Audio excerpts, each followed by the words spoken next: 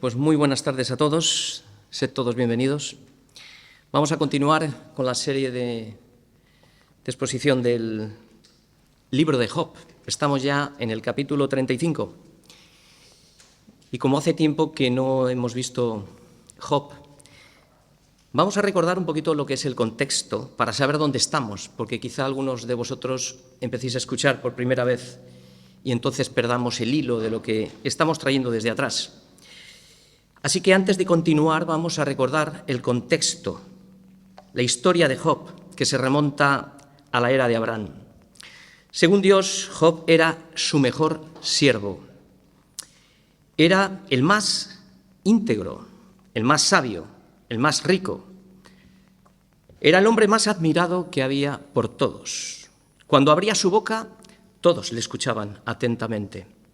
Su tarea no era andar en sus negocios a pesar de que era rico, sino era enseñar, era alentar a los que estaban debilitados. Su tarea era levantar a los que tropezaban y fortalecer a aquellos cuyas fuerzas estaban a punto de decaer. Esto prácticamente podríamos decir que es la Iglesia.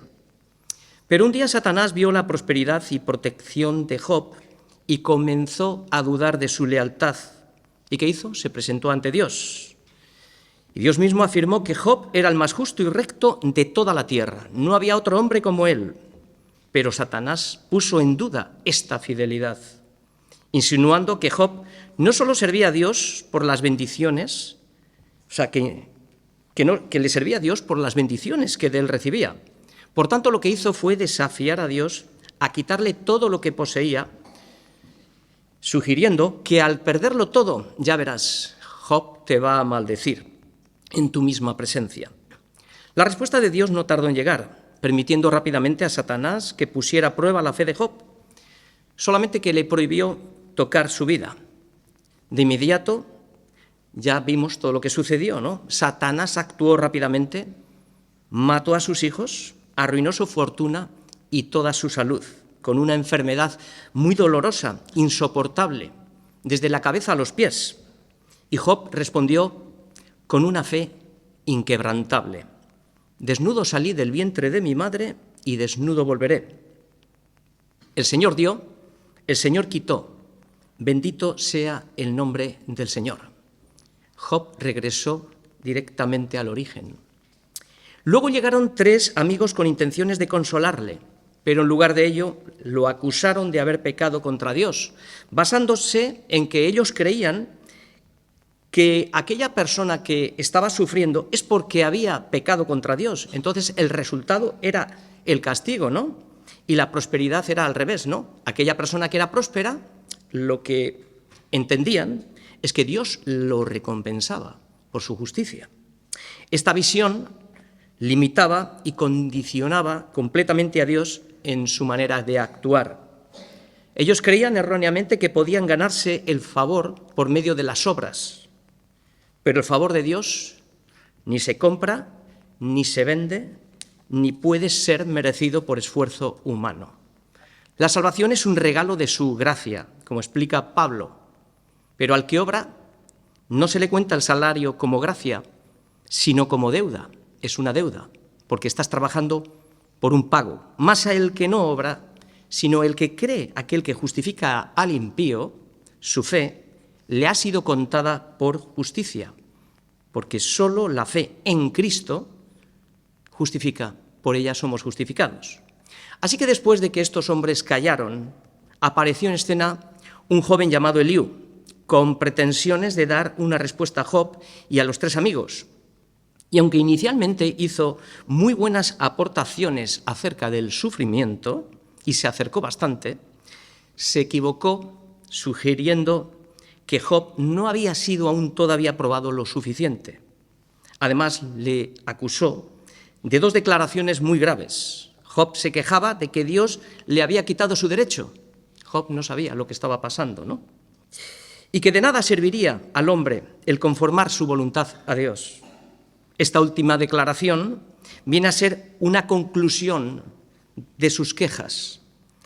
Por tanto, Eliú seguirá abordando la justicia propia de Job y las exigencias a Dios al rechazar su voluntad.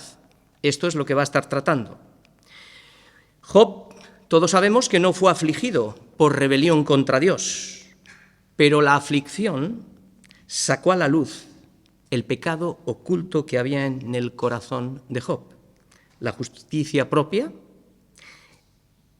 así como estamos viendo, el dolor revela nuestro auténtico carácter, poniendo a prueba nuestra integridad. Sin embargo, Dios tenía razón, Job era íntegro, nunca maldijo a Dios. Su fe derrotó a Satanás, porque la fe es un don de Dios, es el arma más poderosa del creyente. ¿Por qué? Porque es la fe en Cristo. Por eso es poderosa, porque vence al mundo. Es una fe que lucha en cualquier situación en la que estemos, bien sea persecución, enfermedad, sufriendo por todo tipo de enfermedades, aunque esa fe esté luchando también con quejas, en oración, con lamentos, con ruegos, con lloros, y a veces, digamos incluso, como Job, palabras sin sabiduría, a Dios eso no le molesta si, claro, realmente hay un corazón que realmente está buscando a Dios por lo que Él es, ¿no? Y esto es lo que sus amigos no vieron, porque la verdadera intención del corazón de Job es que amaba a Dios por quien es Él. Por eso finalmente Job fue vindicado por Dios y todos aquellos que confíen en su nombre. Muy bien, esto es una breve explicación para ponernos al día. Vamos a leer ahora todos los versículos del capítulo 35, del 1 al versículo 16. Prosiguió Eliú en su razonamiento y dijo: ¿piensas que es cosa recta lo que has dicho? ¿Más justo soy yo que Dios? Porque dijiste: ¿qué ventaja sacaré de ello? ¿O qué provecho tendré de no haber pecado? Yo te responderé razones. Y a tus compañeros contigo: mira a los cielos y ve, y considera que las nubes son más altas que tú. Si pecares, ¿qué habrás logrado contra él? Y si tus rebeliones se multiplicaren, ¿qué le harás tú?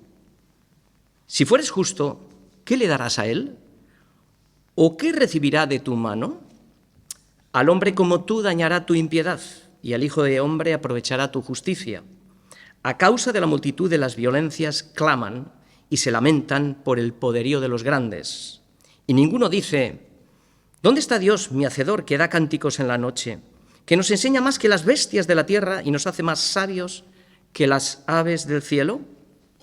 Allí clamarán y él no oirá, por la soberbia de los malos. Ciertamente Dios no irá a la vanidad, ni la mirará el omnipotente. ¿Cuánto menos cuando dices que no haces caso de él? La causa está delante de él, por tanto, aguárdale. Mas ahora, porque en su ira no castiga, ni inquiere con rigor. Por eso Job abre su boca vanamente y multiplica palabras sin sabiduría. ¿Merece la pena seguir a Cristo o seguir en pecado y morir? Una buena pregunta para nosotros, ¿verdad? Vamos a ver esta predicación en 4 partes y la he desbozado así. La primera parte son los versículos del 1 al 3. ¿Qué ventaja tiene ser cristiano? La segunda parte, los versículos del 4 al 8. ¿A quién afecta mi pecado o justicia? Tercera parte, ¿por qué Dios no responde a la oración? Versículos del 9 al 13. Y finalmente vamos a ver una conclusión, versículos del 14 al 16. El tema de hoy es muy parecido porque estamos en la época del sufrimiento. Entender que la fe cristiana estará sometida a diferentes pruebas a lo largo de nuestra vida. Siempre va a estar sometida a diferentes pruebas, en la que no siempre entenderemos lo que nos está sucediendo. El desafío para todos nosotros hoy es el de siempre: aceptar la voluntad de Dios y confiar en Él. Solamente eso. Aceptar la voluntad de Dios y confiar en Él, aunque no entiendas lo que está pasando. Comenzamos. Primera parte. ¿Qué ventaja tiene ser cristiano? Versículos del 1 al 3. Prosiguió Eliú en sus razonamientos y dijo: ¿piensas que es cosa recta lo que has dicho? ¿Más justo soy yo que Dios? Porque dijiste, ¿qué ventaja sacaré de ello? ¿O qué provecho tendré de no haber pecado? Pues muy bien, Eliú comienza corrigiendo la tendencia que todos tenemos de medir nuestra relación con Dios en términos de ganancia personal. Por eso critica a Job, por pensar que vivir en santidad lo que nos debería de traer a los cristianos es ventajas tangibles, aquí y ahora, y no solo sufrimiento. En momentos así podemos llegar, incluso cualquiera de nosotros, a plantearnos si realmente vale la pena seguir a Cristo.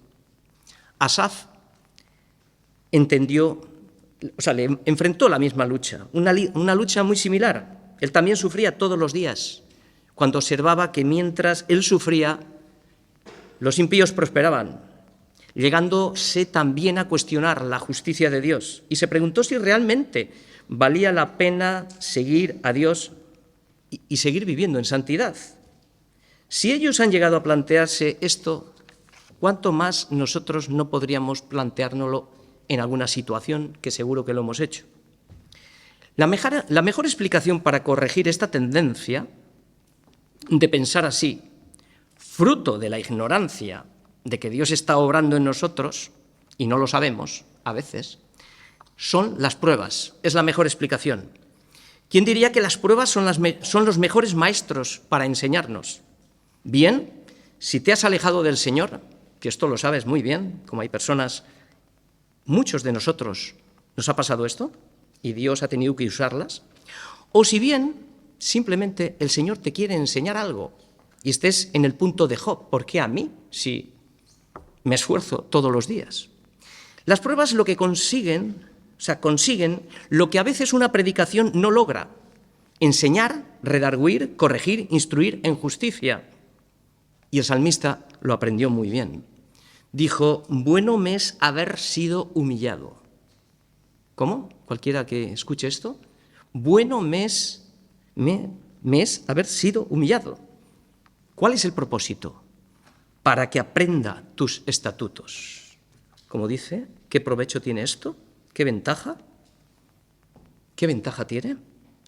Además de las pruebas, dejan huellas. Las pruebas dejan huellas. Y lo que nos deja son cicatrices, que son recordatorios permanentes de la misericordia de Dios que ha tenido con nosotros.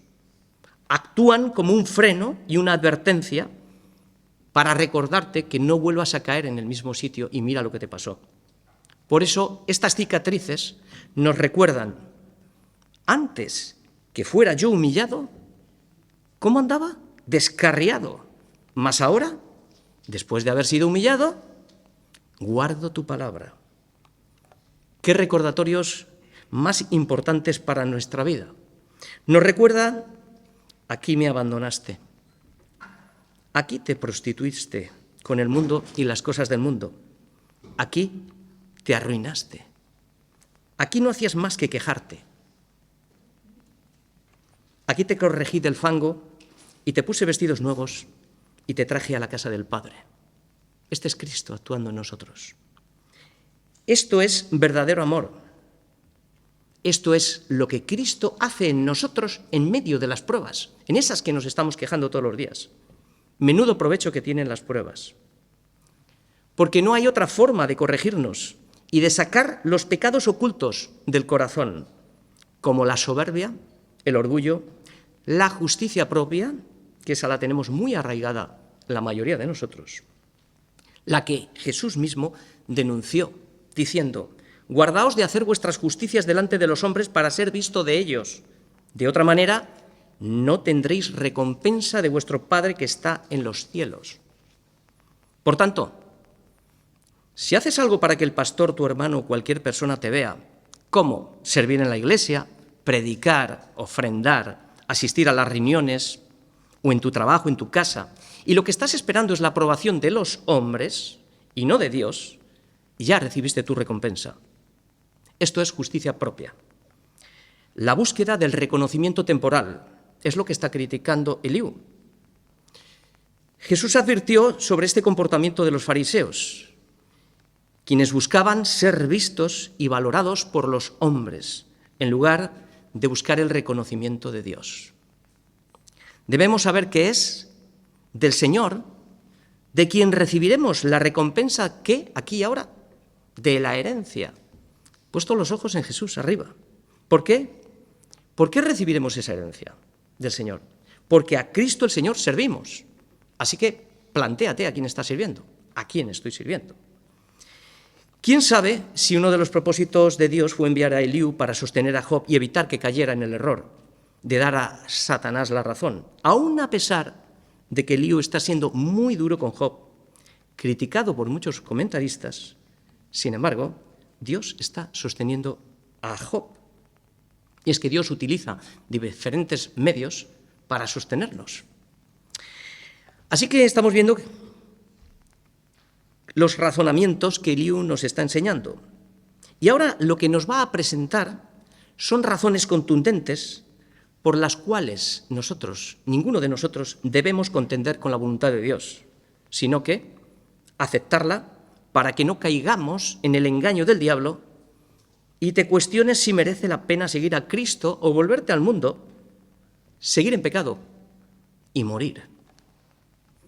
Segunda parte. ¿A quién afecta mi pecado o mi justicia? Pecar, pecamos todos y todos los días y a todas horas. Estamos hablando de un pecado ya de rebelión, un pecado de desobediencia. No estoy quitando la importancia al pecado diario. Dice Eliú, yo te responderé razones y a tus compañeros contigo. Mira a los cielos y ve. Considera que las nubes son más altas que tú. Si pecares, ¿qué habrás logrado contra él? Y si tus rebeliones se multiplicaren, ¿qué le harás tú? Si fueres justo, ¿qué le darás a él? ¿O qué recibirá de tu mano? Al hombre como tú dañará tu impiedad y al hijo de hombre aprovechará tu justicia. Bien, lo que Eliú está tratando no solo de corregir las lentes de Job, sino también las tuyas y las mías. Nos recuerda que Dios es el juez supremo y que no tenemos ningún derecho, ninguno de nosotros, a exigirle absolutamente nada, y mucho menos a pedirle explicaciones. Las explicaciones las pedimos cada vez que decimos por qué. Lo único que necesitamos es el objetivo de hoy, confiar en Él. Qué difícil, ¿verdad? Qué difícil. Solo nos pide eso. Todas estas cosas que hemos hablado es para que tengamos paz en Él. Porque en el mundo, como dice Cristo, vamos a tener aflicción. Esto es lo que vamos a tener, aflicción. Pero confiad. Volvemos al objetivo de hoy. Confiad. Yo he vencido el mundo, dice el Señor. Confiad en mí. ¿Qué es la fe? Confiar en Él. El error es decirle lo que Él tiene que hacer. El error es mirar nosotros hacia otro lado y no mirarle a Él. Y cuando miramos a otro lado, estamos haciendo demasiadas preguntas. La respuesta a nuestras preguntas es muy típico de Jesús hacernos Él otra pregunta, como generalmente hacía con los fariseos. Pero aquí es Dios preguntando a Job. ¿Sí? ¿Quieres saber? Antes voy a preguntarte, ¿dónde estabas tú cuando yo fundaba la tierra? Si sabes esto, te voy a dar todas las explicaciones que me pidas.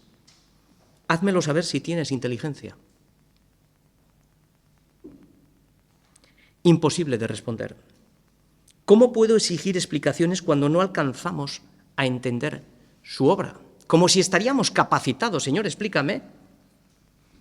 Como si estaríamos capacitados. Dios es incomprensible. Para despertar nuestra mente, Eliú nos propone una buena reflexión hoy a todos. Job, pon aquí tu nombre. Yo pongo Job, Salva, pon aquí tu nombre. Deja de mirar a otro lado. Deja de mirarte a ti y a tus propias circunstancias. Ahora mira los cielos, obra de sus manos, y contempla las nubes. ¿Qué ves? Lo primero que vemos es que las nubes son más altas que nosotros, ¿no? ¿Crees que puedes entender a Dios? ¿Crees que puedes decirle, no es justo y yo merezco algo mejor? Isaías dice prácticamente lo mismo el Señor a través de Isaías.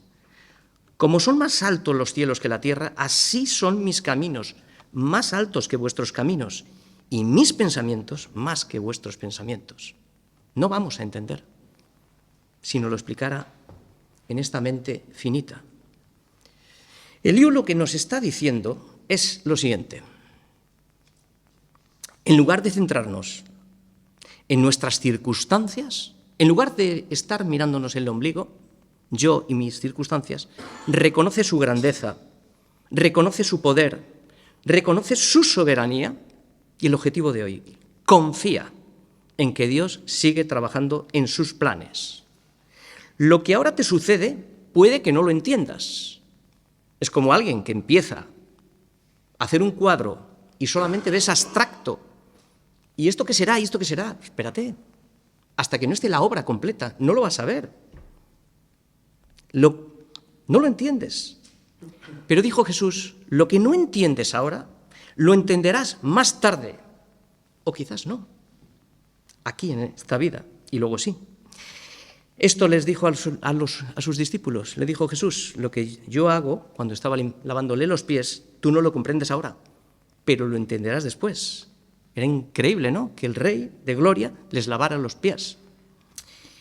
Solo podemos ver lo que Dios va haciendo en nuestras vidas en retrospectiva. O sea, tú puedes ver, y yo, lo que Dios está haciendo en tu vida, pero hacia atrás, no hacia adelante. Él te dice, mira hacia atrás y recuerda por todo el camino por donde yo te he traído durante todos estos años, como le dijo al pueblo de Israel. Recuerda, recordarás todo el camino por donde te ha traído Yahvé estos 40 años en el desierto. ¿Para qué? Para afligirte, para probarte, para saber lo que había en tu corazón. ¿Os dais cuenta que las pruebas son las que nos revelan lo que hay dentro del corazón?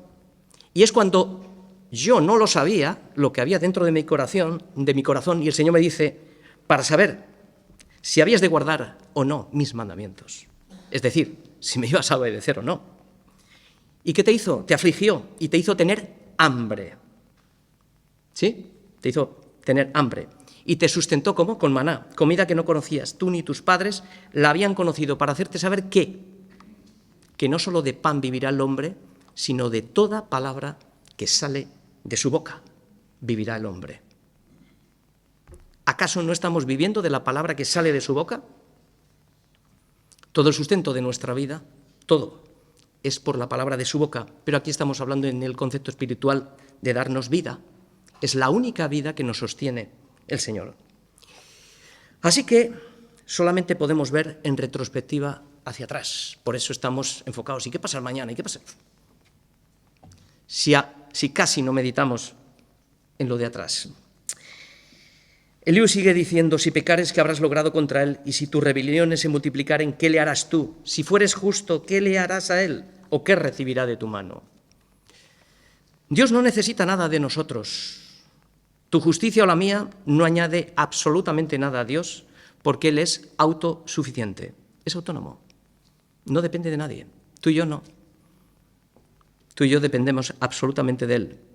Él no es servido por manos humanas, como si Él necesitara algo, sino al revés. Él es el quien da a todos vida, el que da a todos aliento y el que hace todas las cosas. Somos nosotros quien le necesitamos a Él. Su perfección no depende de nuestras acciones y nuestras obras no pueden mejorar a Dios, no pueden añadirle nada. No podemos justificarnos ni comprar la salvación. ¿Por qué? Porque todas nuestras justicias son como trapos de inmundicia delante de Él. Ahora bien, estaba diciendo Eliú, está haciendo preguntas si nosotros aportamos algo a Él, o es un Dios frío que no escucha, que está distante. Y hago la pregunta, ¿se aflige Dios por la desobediencia de sus hijos? Por supuesto que se aflige Dios por la desobediencia de sus hijos. No cambia su naturaleza ni su carácter, pero se aflige. En Efesios 4:3 dice, no contristéis al Espíritu Santo de Dios, con el cual fuisteis sellados para el día de vuestra redención. El pecado del creyente entristece, el pecado entristece a Dios. Luego vemos dos ejemplos en Lucas 19 y Juan 11, en los que Jesús lloró. En uno, al contemplar la ciudad de Jerusalén, lloró por la incredulidad y el rechazo al Mesías, por el juicio también que les venía. Y también lloró por la muerte de Lázaro, viendo la tristeza, cómo amaba a Lázaro y las consecuencias que el pecado y la muerte en el mundo le había hecho. Así que Dios, claro, ¿o no te afliges cuando tu hijo hace algo contra ti? ¿No te afliges cuando te desobedece? ¿Se complace Dios de nuestra obediencia? Claro que sí. Dios ama a sus hijos y se complace en las obras que Cristo hace en nosotros. Esto es muy importante, ¿eh? Se complace de Cristo, de las obras que Él hace en nosotros. Ese es el Evangelio. Cristo viviendo en ti. No es decir, mira, Señor, he hecho estas cosas por mi cuenta, no valen de nada. Si todo lo que haces no lo haces para Cristo, si no lo haces de corazón y para Él, para su gloria, estás trabajando en balde. Esto es como meter el dinero en un banco que no da intereses. Esas son las obras, las que hace el Padre, las que se deleita, las que están hechas en Cristo. Nuestras acciones en Cristo reflejan nuestro amor por Él y el anhelo constantemente de honrarlo. Así que amar a Dios es la razón por la que vivir. Después de estas preguntas, Eliú va a una conclusión. Hemos visto que a Dios nuestras justicias o nuestras rebeliones no le cambian su carácter, pero hemos visto cómo Dios ama a sus hijos y evidentemente escucha a sus hijos y le preocupa a sus hijos. La conclusión de Eliú: al hombre como tú dañará tu impiedad y al hijo de hombre aprovechará tu justicia, como dando a entender el pecado, esto es lo que hace. Efectivamente, ¿a quién afectó el pecado del hombre? En Génesis vimos el impacto devastador que hizo el pecado. El pecado entró al mundo por un hombre, Adán, y por el pecado entró la muerte, y así la muerte pasó a todos los hombres, por cuanto todos pecaron, todos morimos. El pecado rompió completamente la relación con Dios. El pecado del hombre trajo desorden, caos, muerte.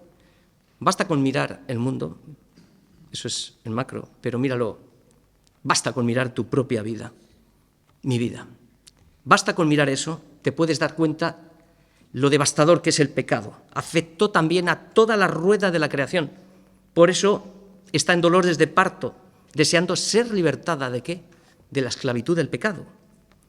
Sin embargo, aunque el pecado no afecta a la esencia de Dios, sí tiene implicaciones. El pecado generó una separación entre Dios y los hombres debido a su justicia y su santidad.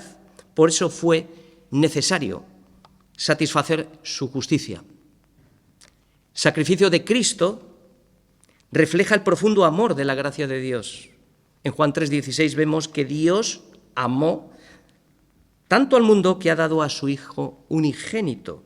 Lo que muestra es que a pesar de la gravedad del pecado, Dios proporcionó anticipadamente una solución redentora, porque ya sabía lo que iba a suceder. La cruz es la solución, es la manifestación del cumplimiento de su justicia. La paga del pecado es muerte y había que cumplirla. En la cruz se cumplió. Representa la profunda angustia y el sufrimiento de Dios Hijo.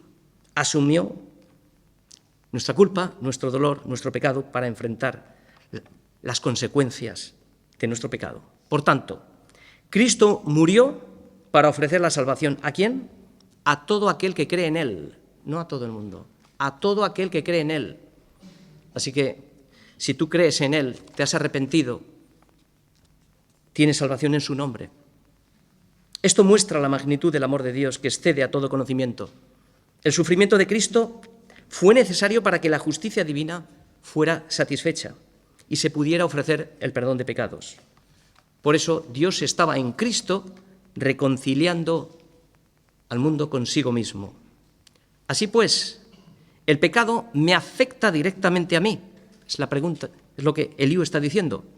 Por supuesto, a mi relación con Dios y como una onda expansiva a todo lo que me rodea. Y aquí podemos poner todos los ejemplos. Matrimonios divorciados, hijos que se escapan, yugos desiguales, todo lo que queráis poner, y lo contamina todo. Y todos podemos escribir un buen diario de esto. 2 ejemplos de la Escritura para que veamos lo devastador que es el pecado. La Escritura está llena. 2 ejemplos. La desobediencia de Acán durante la conquista de Jericó trajo consecuencias devastadoras. ¿Qué pasó? Que Israel fue derrotado, causando sufrimiento y pérdidas. ¿Qué pasó después?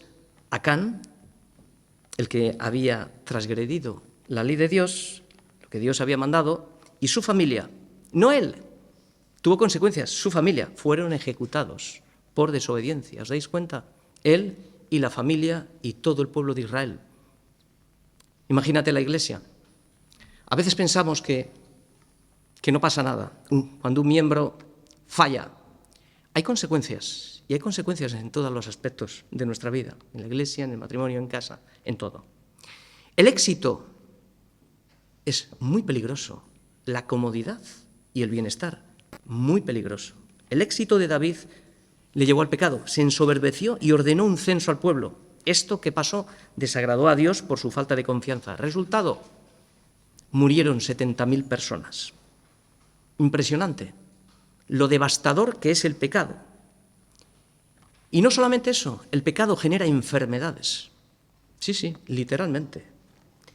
El pecado de David con Betsabé, cuando no había sido confesado, afectó profundamente a la salud de David, como lo expresa en el Salmo 32.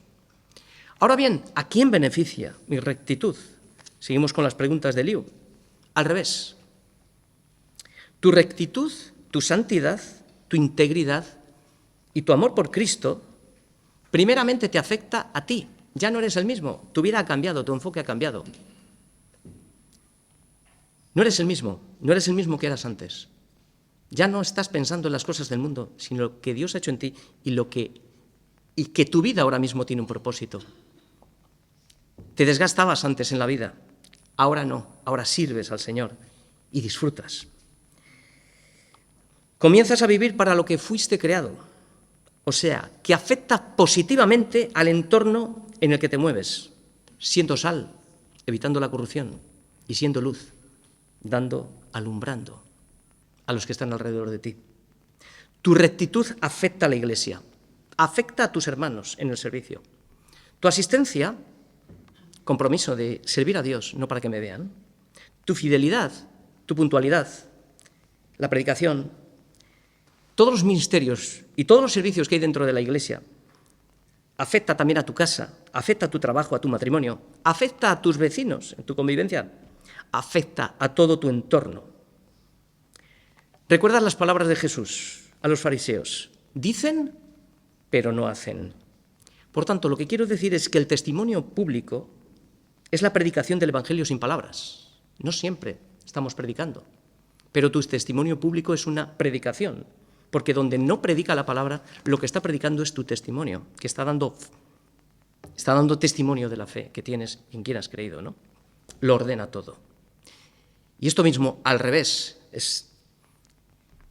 hace el efecto contrario en todos los puntos que he estado diciendo.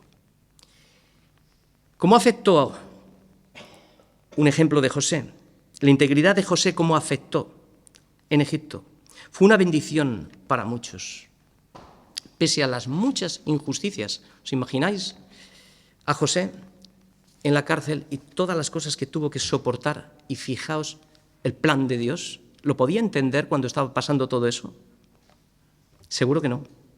No solo le llevó al liderazgo, salvó a su familia y a Egipto entero de una hambruna terrible de 7 años. Y la integridad de Job, que es lo que estamos viendo hoy, afectó a todo su entorno. Y si lo quieres ver mejor, lee el capítulo 29 y observa cómo sirve a Dios, no por lo que le da, como decía Satanás. Alguien que solo sirve por lo que pretende conseguir, bien sean las gracias o lo que fuere, es muy limitado. Se compromete a lo justo. El que sirve a Cristo tiene un corazón muy generoso, da su tiempo. No estamos hablando solo de dinero, estamos hablando de su tiempo. Está dispuesto y disponible. Se sirve por amor al Señor, sin esperar nada a cambio, sin esperar que me vean, sin esperar que me den las gracias. Y esto nosotros lo podemos poner en práctica ya desde aquí, desde la iglesia, desde la casa, desde todo lo que estamos haciendo. En resumen, el pecado es devastador. Solo la intervención de Cristo nos saca de la esclavitud del pecado y nos da la oportunidad de clamar a Dios en oración. Sálvame, sálvame de mis pecados, que es la tercera parte que vamos a ver. ¿Por qué Dios no responde a la oración? Versículos del 9 al 13. A causa de la multitud de las violencias, claman y se lamentan por el poderío de los grandes. Y ninguno dice, ¿dónde está Dios mi hacedor, que da cánticos en la noche? Que nos enseña más que las bestias de la tierra y nos hace sabios más que las aves del cielo. Allí clamarán, pero Él no oirá. ¿Por qué? Por la soberbia de los malos. Ciertamente Dios no oirá la vanidad, ni mirará el omnipotente. Ciertamente. Aparentemente parecería como que Dios era tan trascendente que no se preocupaba del hombre. Prueba de ello es que Dios sí oye, como estamos viendo aquí, pero no oirá el clamor de aquellos que buscan solo el favor de Dios. No oirá el clamor de aquellas oraciones piadosas que no buscan su gloria. No oirá aquellos que solo buscan el favor de Dios, pero no a Dios. No escuchará a aquellos que no tienen en cuenta a Dios. Este es el hombre natural, y a veces nosotros también. Solo claman cuando se lamentan del poderío de los grandes. O sea, es decir, cuando se ven en situaciones desesperadas, lo que surge es un grito instintivo de pánico, un clamor de socorro desde el dolor, cuando el hombre es oprimido por situaciones que están fuera de su control. Imagínate, cuánta gente en un avión a punto de estrellarse habrán gritado, Dios mío, ¿no?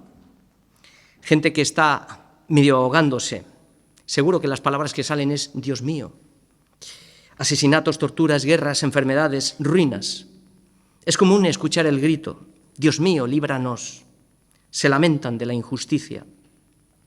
Pero ninguno de ellos dice, ¿dónde está Dios mi hacedor que da cánticos en la noche? Ninguno dice. Este es un grito instintivo que no busca a Dios. Pero Jeremías responde y dice, ¿pero por qué? ¿Por qué no se lamenta el hombre viviente? ¿Por qué no se lamenta el hombre viviente? ¿Por qué se lamenta el hombre viviente? Laméntese el hombre en su pecado. Laméntese el hombre en su pecado. No te lamentes cuando llega al final de nuestra vida por una causa y quieres gritar en ese momento, Dios no oye. Hay tiempo para lamentarse de nuestro pecado. También nosotros, ¿cuántas veces intentando negociar con Dios pedimos que nos libre, prometiéndole que le serviremos? Sin embargo, la intención es otra. Lo que queremos es que nos quite eso rápidamente. Es como el niño que dice, papá, cómprame eso, y yo en casa, pero luego llega a la casa y se la ha olvidado. ¿Cuántas veces decimos con la boca pequeña que sea tu voluntad y en el fondo lo que estás deseando es que sea la tuya? Señor, quiero comprarme esto, pero no tengo suficiente dinero, no sé qué. Bueno, al final es como una resignación, que sea tu voluntad, ¿no? O tienes que tomar una decisión. ¿Cuántas veces has muerto de verdad a la petición? ¿Cuántas veces has muerto de verdad a la petición, deseando que fuera su voluntad y no la tuya? Aquí ya entramos en una fase de madurez. Cuando te das cuenta dices, si yo tengo una visión corta, si Dios es Dios y sabe lo que yo necesito, pero generalmente no queremos eso. Queremos nuestra voluntad. ¿Cuántas veces? ¿Cuántas veces pedimos y no recibimos? ¿Por qué? Nos defraudamos cuando no hallamos respuesta. Pedís y no recibís, ¿por qué? Porque estamos pidiendo mal. No dice que no pedimos, sí pedimos, pero pedimos mal. ¿Para qué? Para gastarte los recursos de Dios en tus deleites. Y dice el Señor que somos almas adúlteras. No hemos sido creados para eso. Hemos sido creados para darle la gloria a Dios. ¿O no sabéis que la amistad del mundo es enemistad contra Dios? No podemos amar a dos señores, o amaremos a uno o aborreceremos al otro. Así que cualquiera, pues, que quiera ser enemigo del mundo, automáticamente se constituye enemigo de Dios. Básicamente es como decirle a tu cónyuge, mira, dame dinero, que me voy a ir al mundo.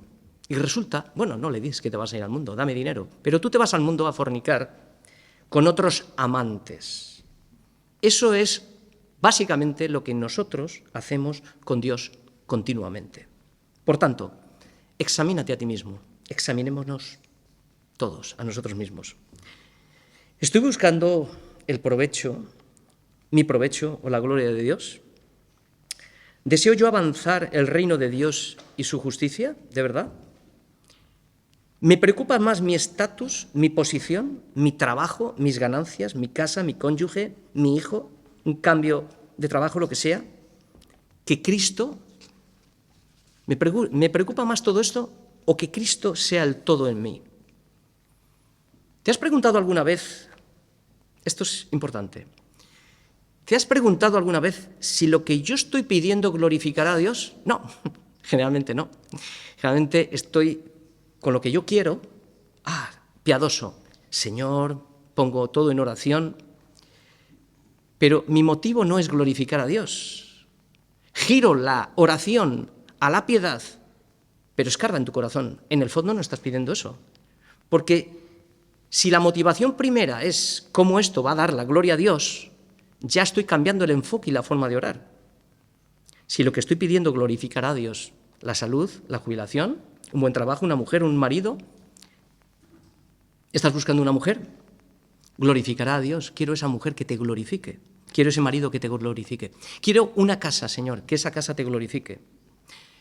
Si voy a tener una subida de sueldo, quiero que mi subida de sueldo te glorifique a ti. No quiero que ese sueldo, que ese dinero me separe de ti. Y si no lo necesito. O sea, y si ves que me separo, no me lo des.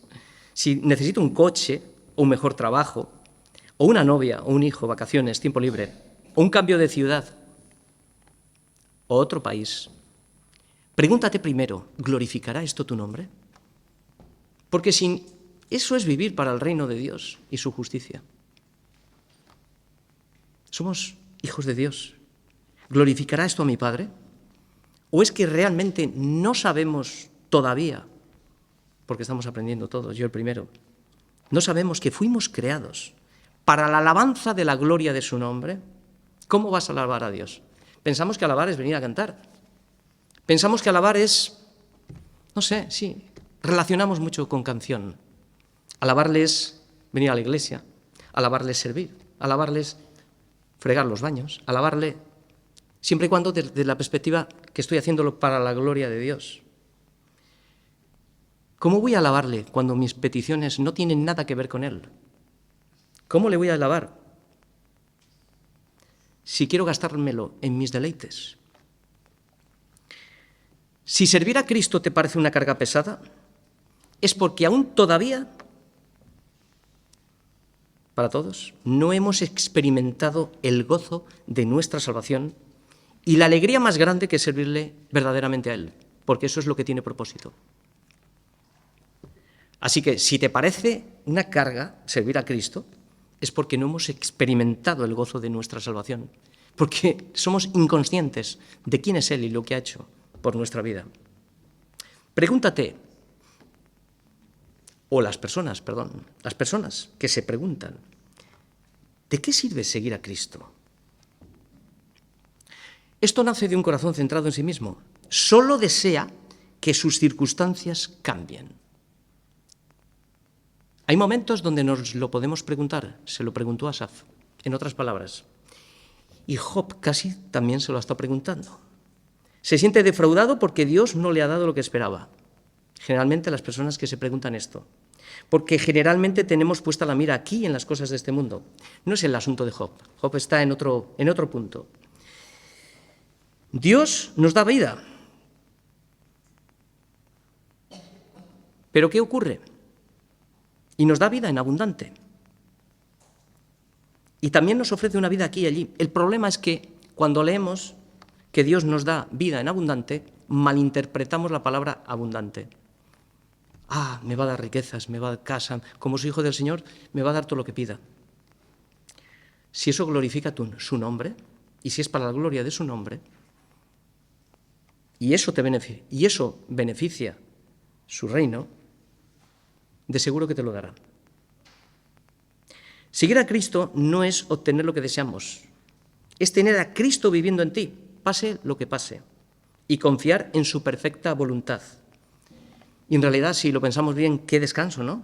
Qué descanso saber que su gracia es suficiente. Teniendo a Cristo, lo tengo todo, pero estos son palabras al aire a veces, están en la superficie. Tienen que bajar al corazón, las tienes que masticar. ¡Qué descanso! Que si Él está conmigo, ¿quién me podrá separar de Él, no? Persecución, angustia, guerras, enfermedades, absolutamente nada. Pablo pidió 3 veces que le quitara el aguijón de la carne, pero Dios le dijo, no, te conviene, Pablo, necesitas el aguijón porque quiero que experimentes mi poder en ti.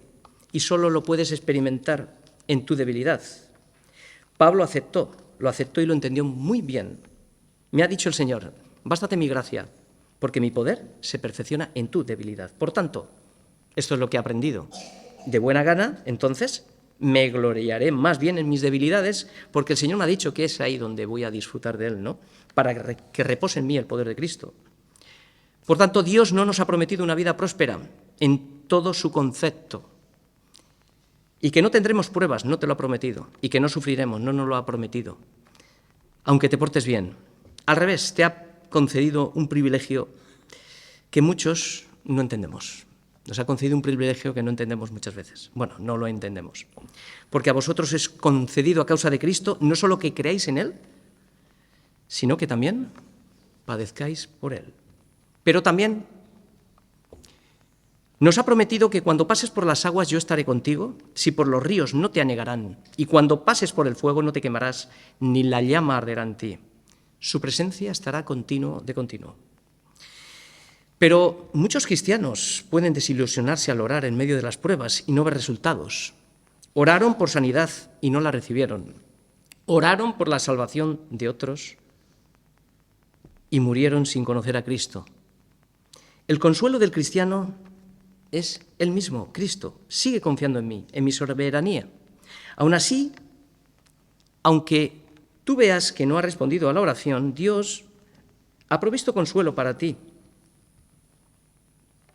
Dios te ha concedido en las oraciones de la noche cánticos que te van a consolar. ¿En qué consisten? Pablo y Silas en prisión, a medianoche, orando, cantaban himnos al Señor y los presos lo oían. No estaban diciendo, Señor, sácame de aquí, quítame la prueba. Alaba al Señor en medio de las circunstancias. En estas situaciones es legítimo clamar. Dios oye el clamor de sus hijos, de manera que responde a tales sufrimientos, trayendo gozo en medio del dolor. El Señor te dará cánticos en la noche. Jesús mismo pidió no pasar por la cruz. Si es posible, Padre, que pase de mí esta copa. Pero este es el punto, ¿verdad? No sea mi voluntad, sino la tuya. Fue a la cruz. Pero antes de ir a la cruz, ¿qué le dio el Señor? Canciones en la noche. Y cuando hubieron cantado el himno, salieron al monte de los olivos. Cantaron antes de que todos se escandalizaran de que el gran pastor de las ovejas iba a ser herido, porque la cruz es un escándalo. Estos cánticos de los que estamos viendo aquí eran himnos, era una forma de adoración y de comunión con Dios, porque cantamos su palabra. Cantar habría sido un medio, es un medio, fue un medio para Jesús de enfocarse en su Padre y en su misión divina a través del cántico de la noche. Le fortaleció para enfrentar la cruz y un consuelo profundo al recordar la fidelidad de Dios y su propósito eterno. Dios escuchó la oración de Job, pero él se quejó de que Dios no respondía. Dios no solo oye nuestras quejas, Él escucha el latido y ve el corazón y ve la angustia y ve el deseo sincero de acercarnos a Él, y Él responderá. Dios jamás rechazará un corazón contrito y humillado, porque Dios siempre da gracia a los humildes y siempre resiste a los soberbios. Por tanto, podemos confiar en que Dios es fiel y debemos descansar en Él. Cuarto punto, conclusión y termino. Le dice Eliú a Job: ¿cuánto menos cuando dices que no haces caso de él? La causa está delante de él, por tanto, aguárdale. Mas ahora, porque en su ira no castiga, ni inquiere con rigor. Por eso abre Job su boca vanamente y multiplica palabras sin sabiduría. Eliú muestra ahora un poco más de compasión. Lo que nos está diciendo es que aunque no veamos, no sintamos la presencia de Dios en medio de las pruebas, eso no significa que Dios no esté presente. Por eso dice que la causa está delante de él. O no está al tanto de lo que a ti te sucede. Porque todos sabemos que Dios es omnipresente y omnisciente.